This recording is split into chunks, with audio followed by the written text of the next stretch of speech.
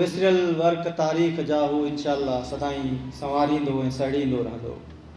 हाणे आऊं गुज़ारिश करियां थो रज़ा कलमती साहब खे त उहो अची लफ़्ज़नि जी भेटा पेश करे। वक़्त जो थोरो ख़्यालु रखियो, महिरबानी। बिस्मिल्लाहिर्रहमानिर्रहीम। सजण तूं मछड़े जियां तुंहिंजे आसरे सभई पाड़ूं सूर जूं हिकु लहदे में लटे हिकु तूं मम मटे लोक रुठो गोरियो। ऐं हिते आयल पिंडाल में सियासी समाजी अदबी सहाफ़ी लॾे जे समूरनि दोस्तनि खे यंग सोशल नेटवर्क मीरपुर साकरो जे तरफ़ां सलाम पेश करियां थो। दोस्तो, मुंहिंजे ख़्याल में गुलशन कलमतीअ ते ॻाल्हाइण लाइ हिते ज़हन खपनि, फ़िक्रो खपे, माण्हू जो जेको हिकिड़ो शऊर खपे। ऐं हिननि दोस्तनि जंहिं गुलशन जे बारे में ही जेको प्रोग्राम कयो आहे, असांजे घटि में घटि यंग सोशल नेटवर्क जे रूह खे ॾाढी ख़ुशी थी आहे, छो त असांजो यंग सोशल नेटवर्क जेको सो रजिस्टर्ड अदारो आहे, हुनजो जेको आइन आहे उन आइन में बाक़ाइदे इहो असां हिकिड़ो नुक़्तो शामिलु कयो आहे त जेकॾहिं माण्हू जो तव्हांखे क़दुरु करिणो आहे त उनजे ज़िंदगी में करियो। इहो असां मुकमल आइन जो हिसो करार ॾिनो आहे, जंहिंजे तहत असां हिन मलीर जे मुख़्तलिफ़ दोस्तनि सां मीरपुर साकरो सोशल हाउस में जेको सो रिहाणियूं कयूं। साईं गफ़ूर शाह हुजे, गुलशन कलमती हुजे, साईं खुदानू शाह हुजे, हिन मलीर जा जेके बि दोस्त आहिनि उन्हनि सां असां शामूं मल्हायूं आहिनि थी। असांखे फ़ख़्रु आहे त अॼु हिते जे दोस्तनि गुलशन कलमतीअ ते जेको सो ही मेड़ाको कोठायो आहे।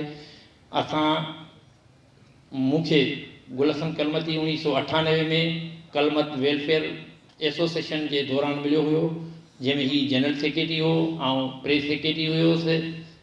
छो त असां समाजी जेके दोस्त आहियूं से जेके ही ज़ात पात वारियूं जेके तंज़ीमूं उन्हनि ते यकीन नथा रखूं, पर उन टाइम ते हिकिड़ो माहौल पैदा थियो हुयो, हिकिड़ो ड्रामो दिल का मामला थियो हो। उन ते असां सभु दोस्त गॾिजी हिकिड़ो जेको सो इहो सिस्टम कयोसीं। पोइ वरी तकिड़ो ई असां उन शइ खां हलिया वियासीं, छो समाजी माण्हू आहियूं असां उन हवाले सां कोन्हे। बाक़ी रहियो मसइलो गुलशन हिकिड़ो किरदारु आहे, सो मलीर जो न, पर असां सम्झूं था त सिंध जो किरदारु आहे, जंहिंमें हिन सां गॾु जेके ॿाहां दोस्त आहिनि।